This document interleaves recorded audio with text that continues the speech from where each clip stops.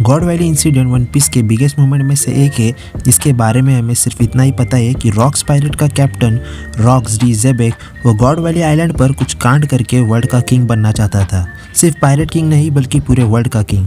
और जो भी उसका मकसद था उससे कैलेस्टियल ड्रैगन को खतरा था, और उस वजह से भले खुद गार्प कैलेस्टियल ड्रैगन से कितनी भी नफरत करता हो, मगर फिर भी वो उनको रॉक पायरेट से बचाने के लिए गॉड वैली पे चला जाता है।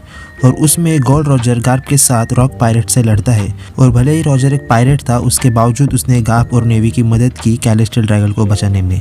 यहाँ पर गार्प और रॉजर का असली मकसद कैलेस्टियल ड्रैगन को बचाना नहीं बल्कि रॉक्स पायरेट्स को रोकना था, क्योंकि अगर रॉक पायरेट्स अपने जिस मकसद से गॉड वैली आइलैंड पर आए थे, अगर वो मकसद अगर पूरा होता तो फिर ना ही सिर्फ कैलेस्टियल ड्रैगन बल्कि पूरे दुनिया को रॉक पायरेट्स का खतरा होता। तो रॉक्स पायरेट के कैप्टन ज़ेबेक का असली मकसद वर्ल्ड का किंग बनना था।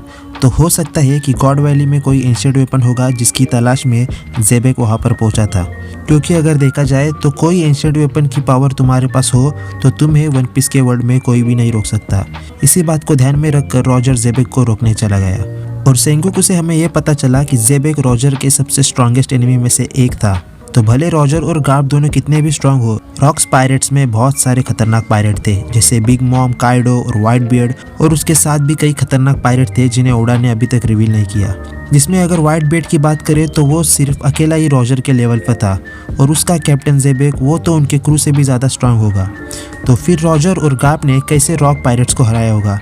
तो इसके ऊपर एक फैन थ्योरी है कि व्हाइट बियर्ड ने रॉक पायरेट्स को गॉड वैली में बिट्रे कर दिया, क्योंकि हमें पता है कि व्हाइट बियर्ड को किसी भी मटेरियलिस्टिक चीज़ों का शौक नहीं था और ना ही किसी पर रूल करने का। इतना स्ट्रॉन्गेस्ट होने के बाद भी व्हाइट बियर्ड वन पीस के सबसे काइंडेस्ट कैरेक्टर में से एक है।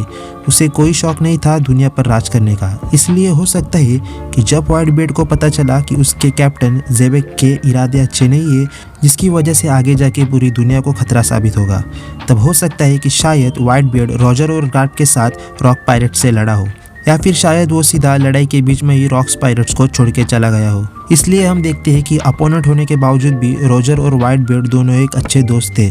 गॉड वैली पर रॉक पायरेट्स की आखिरी लड़ाई थी। अपने हार के बाद रॉक पायरेट्स के सारे पायरेट्स अपने अपने रास्ते पर चले गए, जिसमें से बिग मॉम, काइडो और व्हाइट बियर्ड अभी के सबसे स्ट्रॉन्गेस्ट पायरेट्स में से एक थे, जो बाद में वन ऑफ द एम्पेयर्स के नाम से जानने लगे।